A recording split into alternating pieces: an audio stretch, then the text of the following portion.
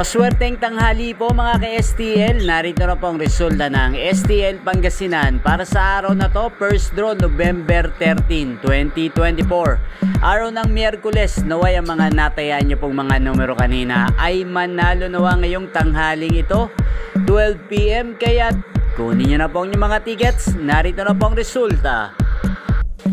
Ang mga numerong nanalo sa STL Pangasinan para sa tanghaling ito, November 13, 2024. First draw result, 12 PM. Ang mga numerong nanalo, 10 at 28 in exact order. Sa lahat po ng tumaya kanina para sa first draw ng 10 at 28, congrats po sa inyo. Panalo po kayo. Again, 10 at 28. At ngayon, shoutout po natin sa STL Pangasinan si Ate Gigi.